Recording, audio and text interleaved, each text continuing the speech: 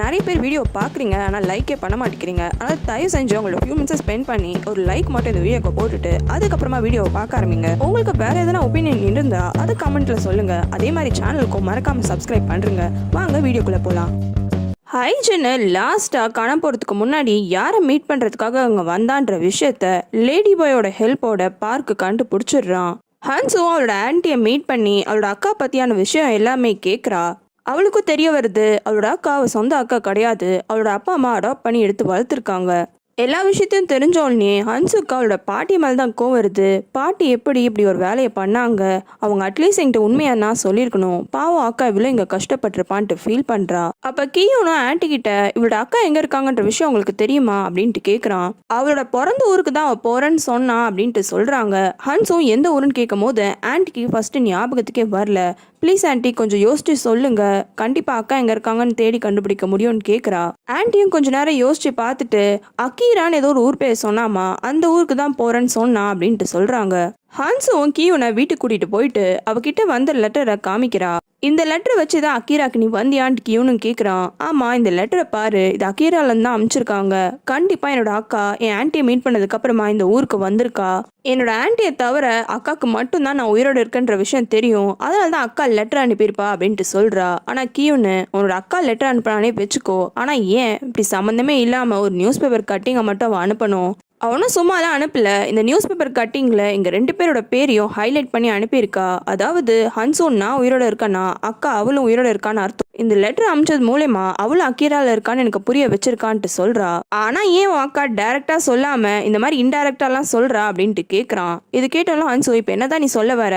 இங்க பாரு, உங்க ஆன்ட்டி சொன்ன மாதிரி உங்க அக்கா எங்க அக்கீராக்கு வந்திருக்கா. ஆனா ஒருவேளை நான் உன் அக்காவா இருந்தா, அதுவும் 20 வருஷம் கழிச்சு என் தங்கச்சிக்கு மெசேஜ் அனுப்புறேன்னா இந்த மாதிரிலாம் அனுப்பிச்சிருக்கவே மாட்டேன். ஒருவேளை அக்கா கூட எதனா சொல்ல முடியாத காரணம் இருந்திருக்கலாம்ல அப்படின்ட்டு சொல்றா. அப்பதான் கியோனுக்கு இன்னொன்னு ஒரு டவுட் வருது. ஆமா, முதல்ல எதுக்கு இந்த மாதிரி ஒரு சின்ன கிராமத்துக்கு நீ வந்த கிளாஸ் எடுக்கிறதுக்காக?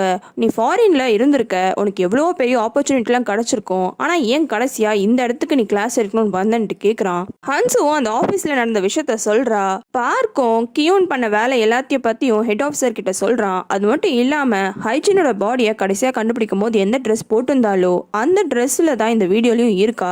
அப்ப இவன் தான் கடைசியா மீட் பண்ணிருக்கணும்ட்டு சொல்றான். ஆனா ஹெட் ஆஃபீஸருக்கு எரிச்சலா இருக்கு, திரும்பியும் அந்த வீட்டுக்கு போகணுமா? அந்த வீட்டுல அப்பா பொண்ணுன்னு ஏற்கனவே தொலை கொடுத்துட்டு இருக்காங்க, இதுல பையனுமான்ட்டு சலிச்சுக்கிறான். அதுக்கப்புறமா இவங்க போலீஸ் கார்ல அந்த வீட்டுக்கும் போறாங்க. வீட்டு டோரை யுஞ்சி தான் திறக்கிறா. என்ன விஷயமா வந்திருக்கீங்கன்னு விசாரிக்கிறா. இவங்களும் கியோனை பார்க்கணுன்ட்டு கேட்குறாங்க. எதுக்குன்னு கேட்கும் போது ஹைஜீன் கேஸ் விஷயமா சில கேள்விலாம் கேட்க வேண்டியது இருக்குன்ட்டு சொல்றாங்க. ஆனா யுஞ்சி கியோனுக்கு ஹைஜீனை தெரியவே தெரியாது, அப்புறம் எதுக்கு அவங்க கிட்ட அந்த கேள்வி கேட்குறீங்கன்ட்டு சொல்றா. அப்ப பார்க்கு இல்லையே, அவங்க 2 பேரும் பேசிட்டு இருக்க மாதிரி வீடியோ எங்களுக்கு கிடைச்சிருக்கு, அதனால நாங்க விசாரிக்கணும்னு சொன்னோன்னே கியூனையும் மீட் பண்ணி விசாரிக்கிறாங்க. ஆனா கியூனு எதேச்சியா தான் பார்த்தேன் அப்படின்ட்டு சொல்றான். இவங்களும் எதேச்சியா எங்கப்பா ஃபாரஸ்ட்ல மீட் பண்ணன்ட்டு கேட்குறாங்க. நான் ஃபாரின்ல படிச்சுட்டு இருந்தேன், 2 மாசம் எனக்கு கிளாஸ் கிடையாது, அதனாலதான் திரும்பி நான் வந்திருந்தேன். அப்ப என் தங்கச்சியா நான் தான் ஆர்ட் அகாடமிக்கு கூட்டிட்டு போவேன். அப்படிதான் எனக்கும் ஹைஜீன் மிஸ்ஸை தெரியும். அன்னைக்கு நான் வாக்கிங் போயிட்டு இருந்தேன், அப்ப எதேச்சியா அவங்களையும் ஆப்போசிட்ல மீட் பண்ணேன், அதனால தான் அவங்க கூட கொஞ்ச நேரம் பேசிட்டு இருந்தேன், அவ்வளவுதான் அப்படின்ட்டு சொல்றான். உடனே ஹெட் ஆஃபீஸரும் பேசிட்டு இருந்தேன்னா என்ன பேசிட்டு இருந்தீங்க, எனக்கு எல்லா விஷயத்தையும் நீ டீட்டெயிலா சொல்லணும்ட்டு கேட்குறாரு. அப்போ சூசிக் ஃபெஸ்டிவல் டைம்னு நினைக்கிறேன், அதனால அவங்க வீட்டுக்கு நீங்க போகலையான்ட்டு கேட்டேன் அப்படின்ட்டு சொல்றான். ஹெட் ஆஃபீஸரும் அதுக்கு ஹைஜீன் என்ன சொன்னா அப்படின்ட்டு கேட்குறான். அவன் அப்படி கேட்ட உடனே கியூனோட மூஞ்சே மாறிடுது. இதை பார்க்க கவனிக்கிறான். அன்னைக்கு கியூன் இப்படி கேட்ட உடனே ஹைஜனும் நானும் அக்கீரா ஊருக்காரி தான், எனக்கு இந்த ஊர்ல எல்லா உரிமையும் இருக்குன்ட்டு சொல்லியிருப்பா. ஆனா அவன் போலீஸ் கிட்ட இல்ல அவங்க வீட்டுல போய் ரெஸ்ட் எடுக்க போறேன்ட்டு சொன்னாங்கன்ட்டு போய் சொல்றான். அதுக்கப்புறமா நீங்க எங்க போனீங்கன்னு விசாரிக்கும் போது கியூனும் நான் கொஞ்ச நாள்லயே அமெரிக்கா போயிட்டேன், அதுக்கப்புறமா இப்பதான் கொஞ்ச நாளைக்கு முன்னாடி திரும்பி ரிட்டர்ன் ஆனேன், 2 வருஷத்துக்கிட்ட நான் ஊர் பக்கமே வரல அப்படின்ட்டு சொல்றான்.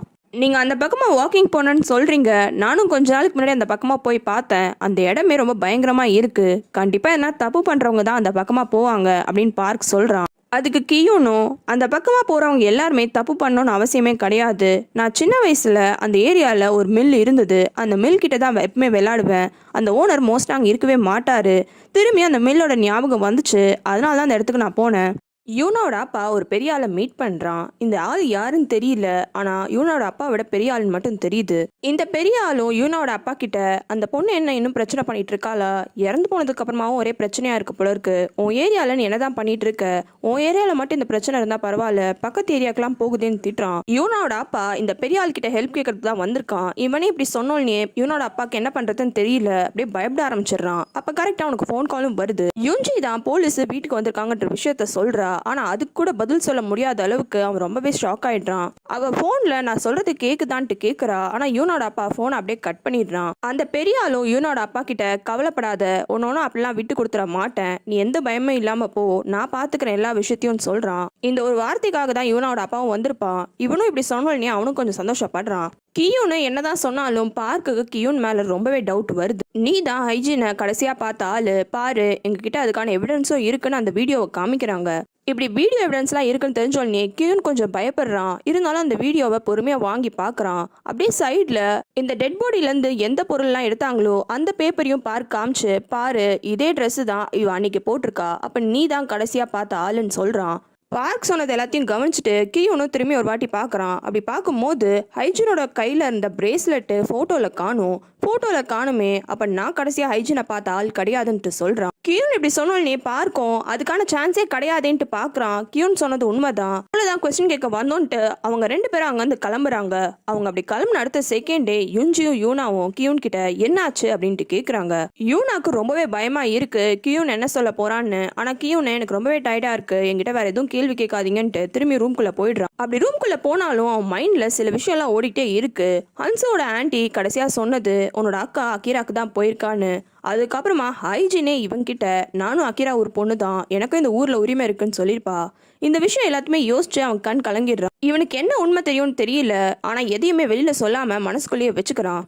அந்த பெரிய ஆளை மீட் பண்ணதுக்கு அப்புறமா கியூனோட அப்பாவும் இவனுக்கு கால் பண்ணி என்னாச்சு போலீஸ் எல்லாம் வந்து கேட்டாங்களான்ட்டு கேட்குறான். நீங்க கவலைப்படாதீங்க, உங்களுக்கும் ஹைஜீனுக்கும் இருக்க அஃபேரை பத்தி நான் எதுவுமே சொல்லலை அப்படின்ட்டு இவன் சொல்றான். அப்படியா, நல்ல வேலை பண்ண. சரி, எப்படி உனக்கும் ஹைஜீனுக்கும் இருக்க கனெக்ஷனை போலீஸ்க்கு தெரிஞ்சதுன்ட்டு கேட்குறான். அவன் இந்த சென்டென்ஸை கேட்கறதுக்கு முன்னாடியே கியூனை ஃபோனை கட் பண்ணிடுறான். என்ன இப்படி நம்ம பேசிட்டே இருக்கும் போது இவன் ஃபோனை கட் பண்ணிட்டானேன்னு யூனோட அப்பாவும் யோசிக்கிறாரு. அடுத்தது அந்த லேடி பாயோட வீட்டை தான் காமிக்கிறாங்க. ஹைஜீனு கடைசியாக யாரை மீட் பண்ணான்னு தெரிஞ்சுக்கிறதுக்காக லேடி பாயும் பார்க்கும் அந்த வீடியோவை பார்த்துட்டு இருந்திருப்பாங்க. பாதியிலே பார்த்துட்டு கிளம்பியிருப்பாங்க. இப்போ மிச்ச வீடியோ ஓடுது. கியூனை பார்த்து மீட் பண்ணி பேசினதுக்கு அப்புறமா ஹைஜீனு பத்திரமா அந்த இடத்த விட்டு நடந்து போயிடுறா. அவளுக்கு எந்த பிரச்சனையுமே அங்கே நடக்கல. அப்படி அவள் கடைசியாக நடந்து போகும்போது அப்போ டைம் 3:31 PM காமிக்குது. உங்களுக்கு வேற சீரீஸ் பார்க்கணும்னா கமெண்ட்ல சொல்லுங்க.